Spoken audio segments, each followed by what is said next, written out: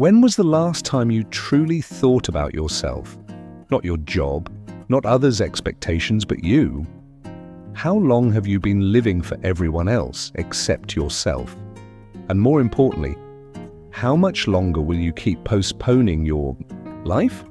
Pause, breathe. Are you living your life or just existing in the noise? The truth is hard. You've spent too long running for everyone and everything except for yourself. While the world screams, you keep running, pushing, sacrificing, and slowly you lose your way. But ask yourself, until when?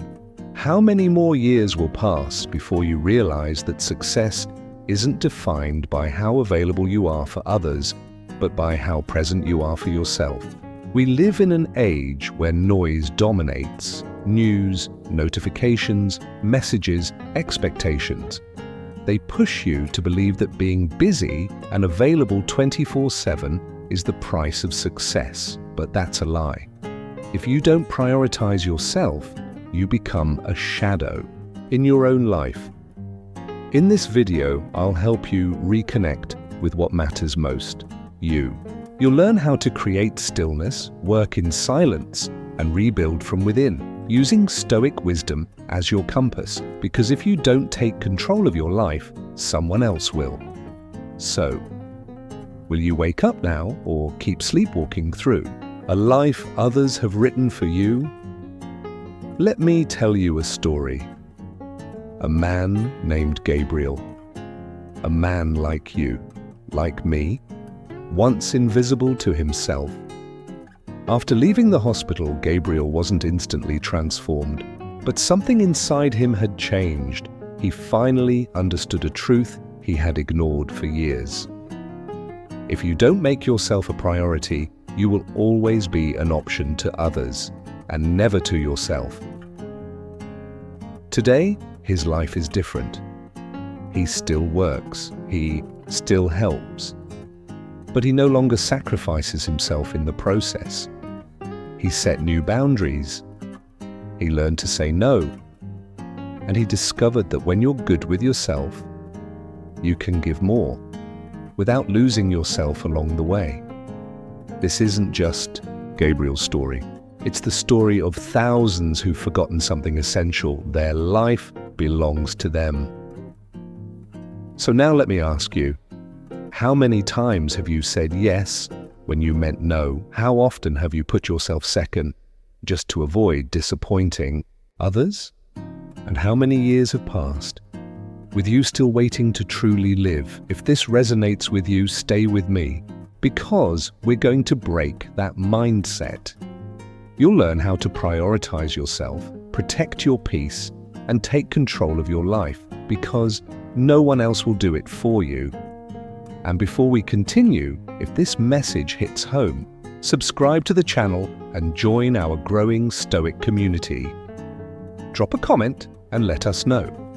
Do you usually put yourself first, or keep pushing your needs aside, or simply type Stoic at heart? We want to grow with you. Your mind has been hijacked. Let's start here. You wake up. Before your brain even boots up, you're already on your phone. Notifications, messages, viral clips, 5 minutes, 10. And you've already lost the first half hour of your day, and it doesn't stop. You pull out your phone every free second while eating, walking, even in the bathroom. You can't be alone with yourself for even a minute. I hate to say it, but here's the truth. Your mind has been hijacked. Your attention is a pie, and everyone wants a slice. Social media, news, ads, algorithms, they want you distracted, consuming, numb, and they're taking pieces of you until there's nothing left. Previously, we talked about how your mind has been hijacked. Now let's talk about how to take it back, and with it, your life. Step 1. Set up boundaries. Detox your dopamine.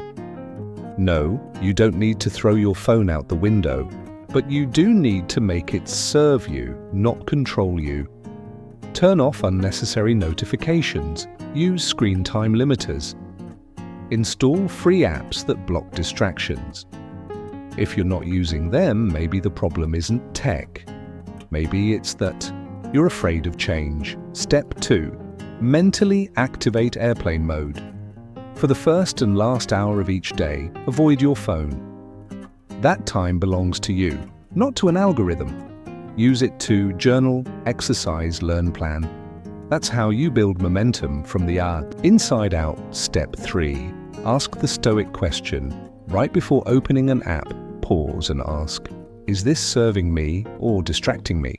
If it's the latter, you already know what to do. Control yourself or be controlled. Because in the end, focus is what separates doers from dreamers. Let the world hijack your mind and you'll remain stuck. Take it back and you'll begin building the only thing that matters, yourself. You're wasting time without realizing it. Be honest. How many times this week have you said, I just don't have time? No time to work out, no time to read, no time to build that dream project. Now ask yourself, how often do you scroll TikTok for just 5 minutes and emerge an hour later watching dogs dance? How often do you fall into random YouTube rabbit holes? You have time. You're just giving it away unconsciously. Marcus Aurelius once wrote, "Time is like a river. Let it drift without purpose, and you'll never reclaim it." This isn't poetic fluff. He was an emperor with massive responsibilities, yet still made time to reflect, write, and train his mind. He understood time doesn't pause. It doesn't return. Remember the web design example. You start strong. You find a great course. You sign up with full motivation. Then life happens. You finish work. You're tired. You tell yourself, I'll rest a bit, then start. You grab your phone. Watch a few clips. Suddenly, the night's over, and you haven't made any progress. That's why you need more than motivation. You need a strategy. Write down 3 key tasks the night before, not a long to-do list. Just 3 focused important actions. Example, watch the first lesson. Complete 1 exercise. Review, inspiring examples. If you do just those 3, you've moved forward. Use the 5-minute rule. When it's time to start, say, I'll just do 5 minutes. Then stop if I want. You won't stop. Once you begin, momentum will carry you. Apply the Stoic Pomodoro work, 25 minutes, 0 distractions. Then take a 5-minute break. No phones, no excuses, just focus. At the end, you'll feel like you've actually achieved something. You didn't just learn, you made a real step toward your future. So now tell me, how will you use your time today? Drop it in the comments. Let's hold each other accountable, because if you start today, in 1 year, you'll thank yourself. If not, in 1 year, you'll still be here. Let the results. Speak in a quiet room, light falling through the window. A man worked silently. He wasn't in a rush. He wasn't seeking applause. He just worked. Studied light, expressions, anatomy, day after day, year after year. 4 years later, the Mona Lisa was born. While others chased praise, Leonardo da Vinci chased mastery. How many times have you declared, I'm going to change my life? I'm going to write a book. I'm going to finally start. And nothing happened? It's not a lack of discipline. It's because every time you tell someone, your brain gives you a reward, as if you've already done it. So the motivation dies before you take the first real step. In the last section, we learned why talking about your goals too early can kill your progress. That's why so many people talk and talk but never act. They crave recognition, not real results. But do you know who didn't fall for that trap? Epictetus. He once said, "Don't boast about what you're going to do it and let it show." And that's exactly how he lived. He didn't seek attention, he didn't announce. He simply worked and let the results speak for him. Think about it. How many times have you declared, "This time I'm getting fit"? You bought the gear, posted a photo, got tons of "you got this" comments, but when it's time to show up, you don't. Your brain already got the dopamine reward. Without the actual work. Same thing with learning a language, writing a book, starting a business. So what should you do? 1. Go into stealth mode. Don't say what you're going to do. Say what you've already done. Create internal rewards. Celebrate progress privately. 1 week of discipline. 1 finished chapter. 1 great workout. Do the mirror test. Ask yourself, did I grow today? If yes, you don't need validation. If not, stop talking.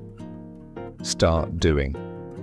At the end of the day, there are only 2 paths, talking or doing. Choose action. Surround yourself with giants. What if I told you that 95% of your success depends on who you spend time with? Sound extreme? A Harvard study proved it. And if you think about it, it makes total sense. If your friends always talk about drama, negativity, and how unfair life is, soon you'll become the champion of complaining. It's not magic, it's how your brain works. We adapt to the thoughts we hear the most. Seneca said it best. We become like those we associate with. Surround yourself with people who never grow, and you won't either. But imagine Seneca hanging out with partygoers, gossipers, and excuse makers. Would he have become a timeless Stoic? No way. The people around you shape you, for better or worse. Motivational speaker Daniel Habif said, "Surround yourself with spiritual giants, not mental dwarfs." Not about height. It's about mental stature. Choose people with vision, discipline, and fire in their hearts.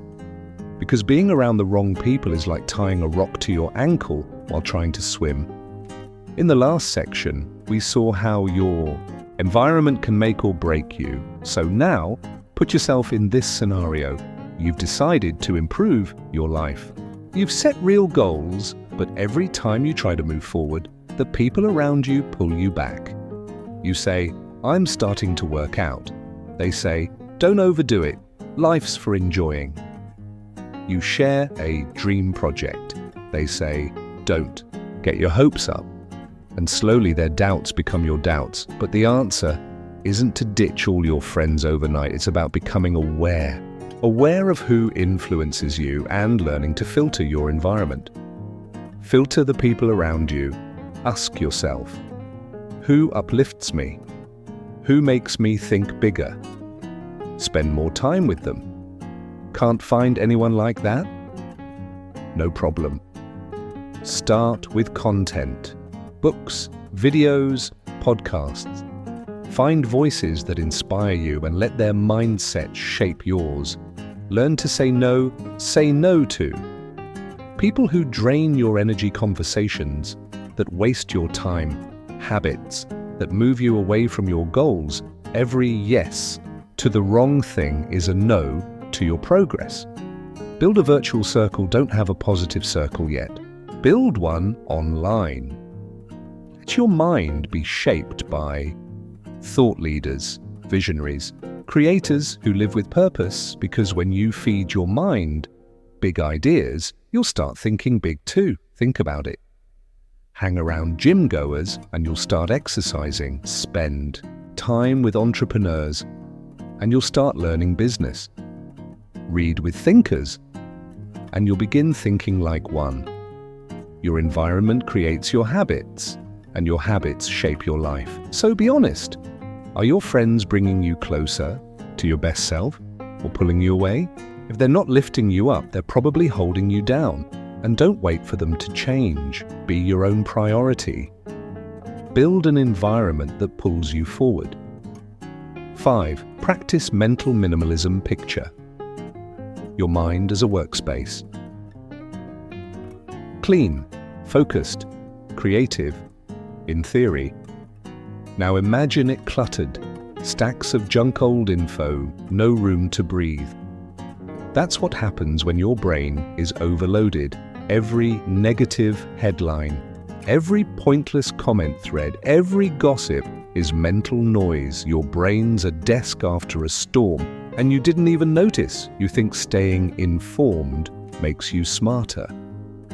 But ask yourself, does it help you, or is it just stress about things you can't control? Meanwhile, the one thing you can control, your life, is being ignored. Epictetus nailed it. Wealth is not in having many things, but in needing fewer. In the previous section, we talked about mental minimalism, clearing the clutter in your mind to reclaim your focus and peace. Now let's go deeper. The richest person isn't the one who has the most, it's the one who needs the least. And this applies not just to material things, but also to your mind. The more desires, distractions, and noise you accumulate, the less space you have for yourself. Picture this. You wake up. Your phone's already in your hand. You scroll Twitter, see an angry political debate. Then Instagram, someone's perfect life. You haven't even made your bed. Then the news, crisis, war, fear. From places you've never been, and before your day begins, your mind is already overwhelmed. What's out of control isn't the world, it's your focus. While you're drowning in chaos, you're ignoring the only thing that matters, your life. This happened to content creator Matt D'Avella. He realized news was stealing his peace. So he did something drastic. A full year without news, no TV, no social media, even his wife couldn't share news with him. The result? Less anxiety, sharper focus, more time, and the big surprise, the important news still found him. He didn't miss anything critical. See, you don't have to be constantly plugged in to stay informed. How to clear your mental desk. Use the 3 filters rule before reacting. Ask, does this affect me directly? Can I do something about it? Is it truly important? If not, let it go. Most worries aren't yours. They're imposed by an overstimulated world. Stop consuming constant news. You don't need to know every disaster instantly. Your brain isn't built for endless suffering. If something big happens, you'll hear about it. 3. Feed your mind quality instead of junk info. Ask, how can I use this time better? Maybe read, maybe learn, maybe create. A clear mind creates a clear life. So tell me, how much mental junk are you carrying? Because until you clear it out, you won't be able to focus on what matters most. 6. If it makes you uncomfortable, you're on the right path. Let me ask you one final thing. When was the last time you did something that truly made you uncomfortable? Not a new Netflix show, but something that challenged you? Spoke in public despite the fear? Woke up early to work on what matters? Faced what scares you? Because here's the truth. If you avoid discomfort, you avoid growth. In the previous section, we talked about discomfort and why it's the ultimate sign that you're growing. Now let's go deeper. If you never feel discomfort, it's not that you're on the right path. It's that you haven't even started walking. And no, you can't fool me. I know you avoid discomfort because we all do. We want improvement without sacrifice, success without effort, strength without resistance. But Epictetus would tell you, don't wish for life to be easier. wished to become stronger. The Stoics didn't avoid discomfort. They embraced it. They faced it, knowing that every obstacle conquered built resilience. The problem isn't that life is hard. The problem is that you're waiting for life to become easy, and that day never comes. Look at David Blaine. He decided to break the world record for breath holding, not because he was special, but because he trained every single day. He taught his body and mind to ignore panic, control his heartbeat, and endure the unbearable. And he succeeded, not by magic, but by building that strength. And so can you. Why? Because science says so. Wendy Suzuki, a neuroscientist, explains that discomfort reshapes the brain. New neural pathways, strengthened resilience circuits, increased tolerance to challenge. You're literally upgrading yourself. But if you avoid effort, you train your brain to quit before you begin. So what now? Every day, you have two choices: stay the same or push yourself a little and grow. Discomfort won't knock on your door. You have to go out and find it. Here's how. Wake up early, end your shower. Cold, read something challenging, send that message you're avoiding. It doesn't matter what you do, as long as you stop running from discomfort. Because every time you face it, you grow. Pain versus progress. Know the difference. Stop if it's harmful. But don't quit just because it's hard. The pain of effort fades. Regret lasts much longer. And finally, be grateful for discomfort. Yes, it's tough, but it's also proof you're changing. So the next time you feel uncomfortable, say, "This is taking me somewhere greater," because every time you endure, you reinforce your discipline, you choose yourself, and you take one more step toward the life you deserve. Now it's your turn. What's the last thing you did that pushed you out of your comfort zone? Tell us in the comments. We'd love to hear your story. In the last section, we talked about how not everything deserves your energy. And now here's a powerful story that brings it to life. There was once an old man in a small village known for his unshakable calm. No matter what happened, he never lost his composure. One day, a young man, and too frustrated with his own life, decided to test him. He walked up and started insulting him. "You're a useless old man. Your words mean nothing. People only listen to you because they have nothing better to do," he spat with anger, expecting to provoke him. But the old man, he didn't even flinch. He smiled gently, then asked, "If someone offers you a gift and you don't accept it, who does it belong to?" The young man paused. "To the one who offered it," he replied. The old man nodded. "Exactly. The same goes for anger, envy, and hate. If you don't accept them, they remain with the sender. I have more important things to invest my energy in." The young man stood in silence, stunned.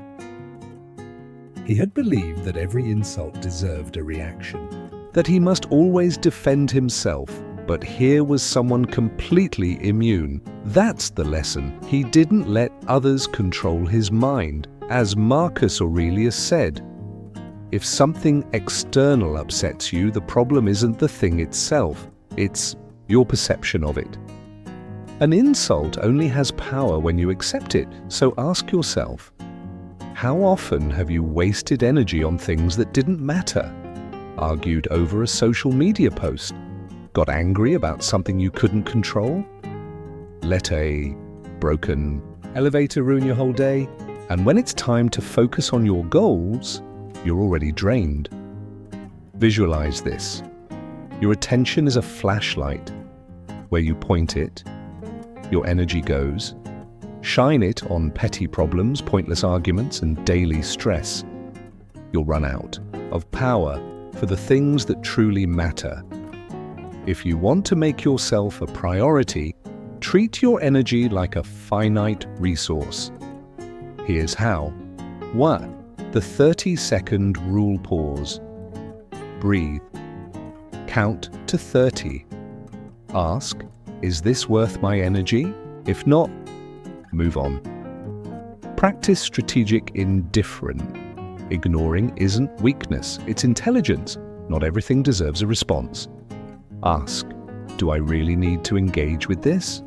Usually the answer is no. The 5-year rule, if it won't matter. In 5 years, don't give it more than 5 minutes of your time. Think about how often you stress over things you can't even remember a week later. So now ask yourself, if your energy were cryptocurrency, what are you investing in today? Because if you're spending it all on distractions, you'll have nothing left for your future self. And maybe it's time to learn one more thing, how to be alone. Previously, we discussed how managing your energy determines your freedom. Now we explore a different kind of strength, the ability to be alone. Nikola Tesla knew the value of solitude. He would spend hours, even days, in silence. No distractions, no interruptions, and in those moments his most revolutionary ideas were born. Tesla knew the mind is sharpest when it's undisturbed. Now let me ask you, when was the last time you were truly alone? Not just no people around. I mean, no phone, no music, no distractions. Just you and your mind. Most people don't know how to be alone. Worse, they run from it as if being still would awaken some dark version of themselves, like they're Dr. Jekyll afraid of releasing Mr. Hyde. But the truth? There is no monster inside you. Only parts of you that you've been avoiding. Now ask yourself, if you can't enjoy your own company, how can you expect anyone else to? The Stoics knew this. Seneca said, "Nothing is more powerful than a mind that relies on itself." He meant, if you need constant validation, if silence makes you anxious, if your own thoughts scare you, you're not free, you're a prisoner of distraction. Need proof? The University of Virginia ran a study. Participants had 2 choices: sit in silence with their thoughts for 15 minutes or receive electric shocks. Most chose the shock. Hard to believe. Then let me ask you, what would you choose? Today, solitude is misunderstood. You see someone alone at a cafe? Most people think, poor soul. But maybe that person simply enjoys their own company. They don't need noise. They feel whole. If you never learn to be alone, you'll never be your priority. You'll chase messages, likes, conversation. You'll fear the silence and fear yourself. So here's your challenge. Try a silent day. No notifications. No headphones, no scrolling. Go outside, feel your own presence. Do something alone on purpose. Go to the movies, eat alone, take a short, solo trip. Feel strange at first? Good. That means you're growing. Eventually, you'll wonder why you ever needed the noise. Ask yourself, who am I when no one is watching? Am I proud of my own company, or am I hiding from thoughts that deserve my attention? Final truth. Being alone is not a punishment, it's a privilege, because once you enjoy being alone, you no longer crave validation. You become your own anchor, and from that place, you build the life you were meant for. So, what will you choose? Keep running from solitude, or embrace it and become unstoppable. Previously, we explored the power of solitude, the ability to be at peace with yourself. Now let's take it further. It's time to train your mind, because if you don't, train it. The world will train it for you, and trust me, it won't train it to help you thrive. It will train it to distract you, to control you. Marcus Aurelius said it best, your mind will adapt to whatever you think about repeatedly, as your thoughts are. so shall your life be. This wasn't theory for him. It was daily practice. While other emperors were ruled by ego or rage, Marcus trained his mind like a soldier trains his blade. Each morning, he wrote in his journal. He engraved values into his thinking: patience, discipline, clarity. Before every decision, he asked, is this logic or impulse? And when the empire's weight threatened to crush him, he returned to one truth: I can only control my thoughts and actions, nothing more. He didn't wait to become mentally strong. He trained it every single day. So I ask you, if the most powerful man in the world had to train his mind, why would you think you don't? Let me be honest. I used to put everyone first. If someone messaged me, I replied immediately. If someone needed something, I dropped what I was doing. Even if I was mid-project, I'd say yes, it wore me down. Now I'm training my mind to prioritize me, and it's not easy. I set small challenges. When my sister texts during focus time, I wait 10 minutes. I don't break my flow. I feel tempted, sure. I feel guilty.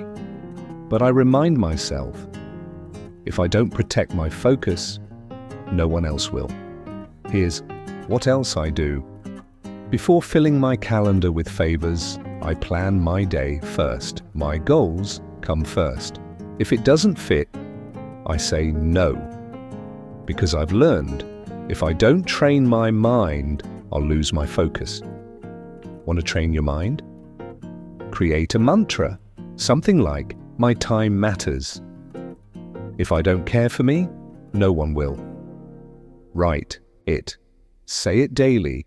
Make it your mental default. Do focus workouts. Read without distractions. Write by hand. Solve puzzles.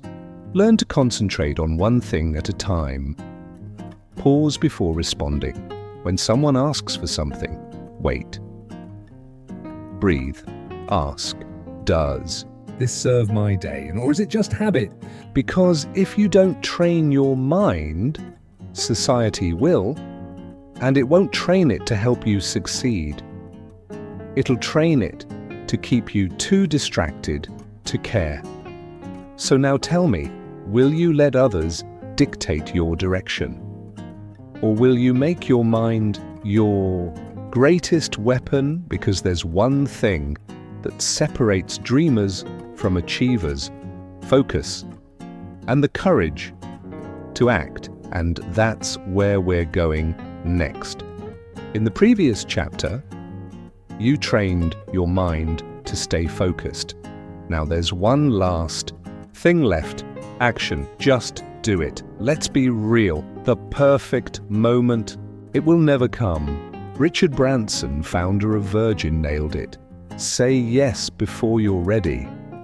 Why? Because if you wait until everything's perfect, you'll never do anything. He's openly admitted to starting huge projects with zero idea how they'd work. And that's the secret. Not perfection, but motion. The Stoics knew this long before life coaches existed. Epictetus didn't talk endlessly about his plans. He moved. That's why he taught.